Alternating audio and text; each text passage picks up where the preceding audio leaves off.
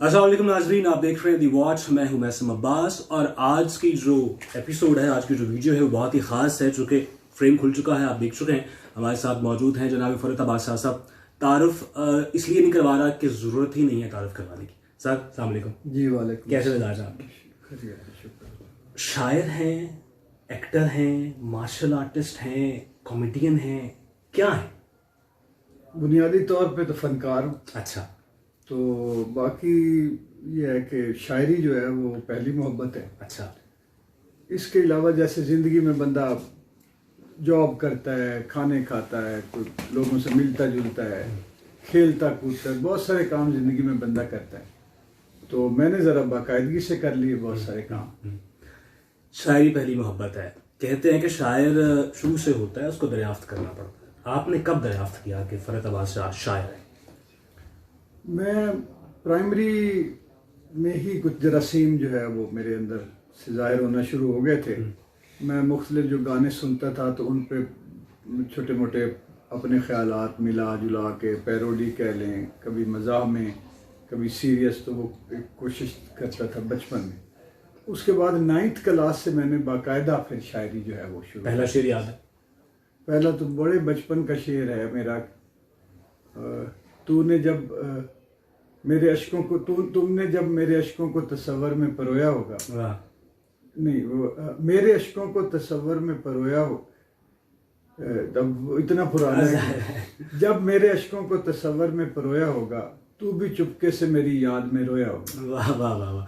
तो पहला शेर यानी वजन में कहा तकरीबन छोटा वो यानी होगी छोटी मोटी कोई इसमें खामी, लेकिन बहरहाल ये तकरीबन वजन में है। तो किससे इंस्पायर थे उस दौर में? गजल मैदान रहा आपका ज्यादा? हमारे लिए जो दो चीज़ें मेरी बनी इंस्पायरेशन का बायस, एक तो जो सुन के जो गज़लें मैं सुनता था, अच्छा, गीत जो सुनता था, वो जब महसूस भी करता था तो वो एक तरह से मुझे कुछ लिखने पे उकसाते थे। और उससे ये है कि गज़ल गायकी भी एक बड़ी तरबियत का ज़रिया बनी मेरे लिए।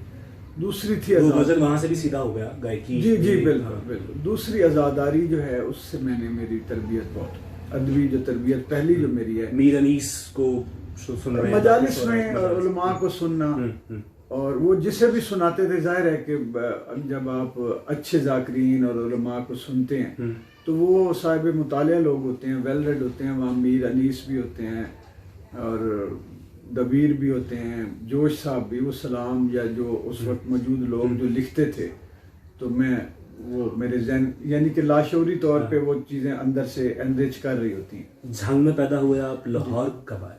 मैं आया हूँ जी 88 में। अच्छा। और फिर लाहौर के होकर रह गए? जी लाहौर। तो लाहौर जब आए, कहते हैं कि लाहौर में जब इंसान आता है तो सोच के आता है कि लाहौर फतह करना है, मतलब नाम बनाना है, जगह बनानी है, तबाही मचा देनी है। आप भी यही सोच के आए? नहीं नहीं, मैं बिल्कुल ये सोच मेरी नहीं थी। मैं तो यहाँ तालीम हासिल करने के लिए आया था। वहाँ से मैंने MSc साइकोलॉजी की झंग से। अच्छा। यहाँ मैंने आके पंजाब यूनिवर्सिटी में फ़िलासफ़ी में दाखिला लिया, क्योंकि मेरा जो फ़िलासफ़ी साइकोलॉजी मुझे पसंद थे, और ये मेरे FA में भी यही कम्बिनेशन था, BA में भी रहा और MA में भी। ये 2 MA मैंने इसमें यानी वो मैं बाकायदा मैंने जो फ़िलासफ़ी थी उसको मैंने इल्म हासिल करने के मकसद के तहत मैंने वो पढ़ा, डिग्री के लिए नहीं पढ़ा। शायरी पर ही अगर हम थोड़ी से सख्त सवाल कर लें, आपकी अगर इजाज़त हो। जी जी ज़रूर। कहा जाता है कि आपने बहुत किताबें लिखी, 70 से ज़ायद किताबें मिलती हैं कि जो आपने लिखी हैं, और वो बाज़ किताबें हैं भी ऐसे जो मतलब बहुत मुख्तसर किताबें आपने लिखी हैं और उसमें लिखी। नक़ाद कहते हैं कि शाहजी ने बहुत किताबें लिखी, बहुत ज़्यादा लिखा। इस पे क्या जवाब देंगे? ये तो अल्लाह की देन है। पहली बात ये कि तख्लीकी वफूर जो है वो हर शायर को नसीब। पहली बात ये कि अल्लाह की देन है। दूसरा, अंदर बेचैनियाँ और जो चीज़ें शायरी के लिए ज़रूरी होती हैं, कॉन्फ्लिक्ट्स, फीलिंग्स शदीद, वो इतनी ज़्यादा थी। मुहब्बतें समझ लें। अच्छा। मेरी शायरी ना बुनियादी तौर पे उसमें उदासी ज़्यादा है, और शुरू की शायरी जो है, और उसमें जो यानी उस तरह की मैंने मेरे आपको शायरी नहीं मिलेगी जिसमें महबूब की तारीफ़ें और وہ فوکس ہوتا ہے کسی خاتون پہ یا وہ نہیں ہے. فیلنگ جو ہے نا تنہائی ہے اس میں بہت زیادہ ہے, اداسی ہے, بے چینی ہے, اضطراب ہے, جدائی موجود ہے. نفسیاتی مسائل پڑھا بھی آپ نے نفسیات؟ یہ سمجھ لیں آپ کہ جو انسان کے اندر ہوتی ہے, پھر میں بے چینی کا لفظ اضطراب کا کہوں گا, یہ چیزیں. شاعر دل پھینک ہوتا ہے, محبتیں ہوئیں, کتنی ہوئیں؟ نہیں, میرا خیال ہے شاعر جو ہے نا, اصلی جو شاعر ہوتا ہے وہ تو اپنی ذات سے باہر نکل کے اس طرح دیکھتا بھی نہیں کہ وہ دل پھینک ہو جائے. لیکن بہت سارے لوگ, ہر شعر لکھنے والا ہر آدمی شاعر بھی نہیں ہوتا. اچھا. جس طرح ہر گانے گانے والا آدمی سنگر نہیں ہوتا. اچھا. تو شاعر جو ہے, اور جو جس کو ودیت کی جائے, وہ ودیت ہو شاعری اللہ کی طرف سے, وہ کسی اور دنیا کا آدمی ہوتا ہے, کسی اور جہان میں رہنے والا ہوتا ہے. تو یہ جو دل پھینکنے والا اور اس طرح کے شاعر ہوں گے, اور تھے بھی صحیح. آپ نہیں؟ اور میں نے کبھی بھی نہیں رہا. پاکستان کے ایک بہت مشہور لکھاری ہیں, نام میں نہیں لیتا, ویسے آپ سمجھ گئے ہوں گے. وہ کہتے ہیں کہ ان پر تو شاعری اترتی ہی وزن میں ہے, اور وہ کہتے ہیں کہ ان کو کسی مشق کی ضرورت نہیں پڑتی, جیسے غالب اور اقبال کو پڑتی ہوگی. کہتے ہیں پڑتی ہوگی, مجھے تو نہیں پڑتی, وزن میں اترتی ہے اور خدا کی طرف سے, اور میں لکھ لیتا ہوں. ایسے ہی ہے. دیکھیے, یہ شاعر کو اللہ کا شاگرد کہا گیا. اچھا. تلمیذ الرحمان کہا جاتا ہے شاعر جو ہے. اور یہ شاعری کا تعلق جسے ہم آمد کہتے ہیں عام الفاظ میں, وہ یہ ایک الہامی پروسیس ہے. اچھا. جس سے چیزیں اترتی ہیں. اس کی اگرچہ آپ نفسیاتی طور پہ, روحانی طور پہ ریاضت کرتے ہیں, بعض اوقات احساس کی ریاضت ہے, کیفیت کی ریاضت ہے, اور یہ بڑی ایسی چیزیں ہیں جن کا شاعروں کو بھی نہیں پتہ ہوتا. لیکن اگر کسی کا ایسا کلیم ہے تو یہ بجا ہے. جی. لیکن میں یہ سمجھتا ہوں کہ اس میں تربیت جو ہے وہ اس لیے ضروری ہے کہ کبھی جو وزن میں شاعری اتر رہی ہوتی ہے وہ وزن میں نہیں ہوتی. اس میں چھوٹی موٹی نوک پلک رہ جاتی ہے. جیسے میوزک سے ریلیٹڈ لوگ وزن میں گانے والے ہوتے ہیں, وہ ریدم کے ساتھ, ان کے ہاں بھی شاعری جو ہے موسیقی میں تو وہ پوری اتر جاتی ہے بعض اوقات, لیکن شاعری اوزان جو ہیں ان میں کمی بیشی رہ جاتی ہے. اچھا, ایک طرف آرٹ ہے, ایک طرف مارشل آرٹ ہے. یہ مارشل آرٹ کی طرف کیسے آیا؟ یہ بھی بچپن سے ہی. اچھا. جی, میں یعنی 6-7 سال کی عمر سے میں نے شروع کر دیا. تو اس میں کیا انسپریشن تھی کہ مطلب چونکہ دو ایک مختلف فیلڈز ہیں نا, اس میں میری جو مجھے سورس آف انسپائریشن کہہ لیں, یا کہہ لیں کہ انرجی کہہ لیں, یا جو مجھے اس طرف ٹرینڈ کہہ لیں جو لے کے آیا, وہ تھی میری ویکنس جسمانی. اچھا. میں بچپن میں بہت زیادہ بیمار ہونے کی وجہ سے فزیکلی میں کمزور ہو گیا, اور لیکن میں نے اس کمزوری کو اس طرح قبول نہیں کیا, اس پہ راضی نہیں ہوا. اچھا. اس لیے میں اس کمزوری کو دور کرنے کے لیے میں اس طرح. وہ مارشل آرٹ کہیں آپ نے آزمایا باہر بھی, لوگوں پر بھی کہیں لڑائی ہو گئی ہو یونیورسٹی میں, کالج میں؟ بہت کم. اچھا. وہ تو زیادہ بچے لڑکے نوجوان ہو جاتی ہے, دنیا میں آتے جاتے ہیں, جس سے حادثہ ہوتا ہے. تو اس دفعہ اس طرح کے ہوئے ہیں واقعات, لیکن میں ان سے بھی جو ہے نا, ان میں بھی میں نے کوئی ہوتا ہے نا کہ اپنی خوشی سے کوئی بندہ لڑتا ہے یا کوئی بچنے کی خاطر ہی کیا. میں اس کی طرف آپ شاعری کرتے کرتے کرتے, مارشل آرٹ کرتے کرتے آپ آ گئے کامیڈی کی طرف. کامیڈی ہی کہیں گے اس کو, جو وہ جانرا تھا. جی, جو پرینکس یا جو, جی بالکل. اس سے وہ آغاز کہاں سے ہوا؟ کیا آفتاب اقبال صاحب کے پروگرام سے ہی ہوا, یا اس سے پہلے بھی آپ نے کچھ اس جانرا میں کام کر رکھا تھا؟ نہیں, میں اس آفتاب اقبال صاحب کے پروگرام سے پہلے میرا ایک ریڈیو شو تھا, وریام شو کے. اچھا. وہ اتنا ہٹ تھا کہ خود آفتاب اقبال صاحب نے تسلیم کیا, منہ سے وہ اعتراف کم کرتے ہیں, لیکن یہ بہرحال انہوں نے کیا کہ میں یہ ریڈیو پروگرام, مجھے میرے کسی عزیز نے, رشتہ دار نے کہا کہ سنو. میں نے وہ سنا تو اس سے مجھے آئیڈیا آیا کہ میں بھی ٹی وی کے لیے کوئی پروگرام جو حسب حال کے حوالے, اس طرح کا میں ٹی وی پہ کیوں نہ لے کے آؤں کہ ایک بھولا آدمی ہے, ساتھ سمجھدار بیٹھا ہے, تو وہ آگے بات. پھر ماسٹر صاحب وہاں سے آئے؟ نہیں, وہ تھا وریام شو. اچھا. تو وہ چونکہ انہوں نے اپنی مرضی کے وہ نام رکھتے ہیں, تو ڈائریکٹر کو رائٹ بھی اس کا ہوتا ہے. بہت ناراض لگتے ہیں آپ آفتاب صاحب سے, کیا کہانی؟ دیکھیں, ناراض تو میرے معاملات بڑے عجیب ہیں. میں بعض اوقات خود ناراض نہیں ہوتا, لیکن میں کوشش کرتا ہوں کہ جو رویے جو معاشرے کو تکلیف دے رہے ہوں یا نقصان پہنچا رہے ہوں یا لوگوں کے لیے کسی 2 4 10 20 لوگوں کے لیے باعث پریشانی بنے تو میں ان کو کرٹیسائز کرتا ہوں. اور اگر ٹی وی پہ بیٹھ کے آفتاب اقبال صاحب یا دوسرے اینکر ہر روز ہمیں بھاشن دے سکتے ہیں تو ان کو بھاشن سن بھی لینے چاہیے. اچھا، لوگ یہ بھی کہتے ہیں کہ بہت عرصہ تک تو شاہ جی کام کرتے رہے ان کے ساتھ، بہت عرصہ تک. تو یہ آفتاب صاحب میں تو برائیاں پہلے دن سے تھیں جو آپ کے مطابق کہ مطلب وہ کسی کی سنتے نہیں ہیں، اپنی مناتے ہیں. تو اتنے عرصے بعد شاہ جی کو کیسے خیال آیا کہ اب بس بہت ہوگی؟ دیکھیں، وہ مجھے جو موقع ملا نا وہاں پہ کام ان کے ساتھ کام کر کے اس میں جو چیزیں مجھے پہلی دفعہ ان کے میں زیادہ اتنے وہ ہوا قریب ہوا تو میں نے دیکھا کہ وہ بنیادی طور پہ جو ہے وہ تنگ دل انسان ہے. اچھا. وہ یعنی اپنی ذات سے ساری دنیا کو پتہ ہے کہ اپنی ذات کیا جو پرچار ہے یا ان کے ابا جی کا پرچار ہے اس سے ہٹ کے وہ کسی دوسرے کی تعریف بھی کرتے ہیں. اس میں بھی کہیں نہ کہیں کوئی چالاکی کا ایلیمنٹ ہوتا ہے کہ اتنی بھی نہ کرو کہ یہ اسٹیبلش ہو جائے. اچھا، مرضی کا کام کرنے کا رجحان نہیں ہے.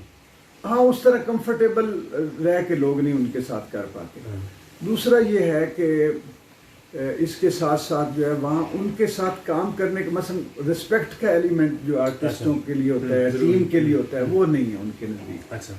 اور ظاہر ہے کہ انسان کو اگر کسی کو اس کی ذاتی جو شخصیت ہے اس کے قد و کاٹ سے بعض اوقات زیادہ مل جائے تو وہ کنفلکٹ یا چیزیں پیدا ہو جاتی ہیں کہ جو یعنی جیسے ہوتا ہے نا کہ خالی برتن ہے وہ بچتا زیادہ ہے. تو اس طرح کی چیزیں پیدا. آپ نے ایک انٹرویو میں کہا کہ آفتاب صاحب کوئی آرٹسٹ نہیں ہے. دیکھا جائے تو انہوں نے پاکستان کے بڑے بڑے پروگرام اسٹیبلش کر کے چھوڑے ہیں، تو آرٹسٹ نہیں ہے واقعی. ہاں، وہ نہ ان کو گانا آتا ہے، نہ ان کو شاعری آتی ہے، نہ وہ ایکٹر ہیں، نہ پینٹر ہیں. تو میں کیسے ان کو کہہ دوں کہ وہ آرٹسٹ. اچھا.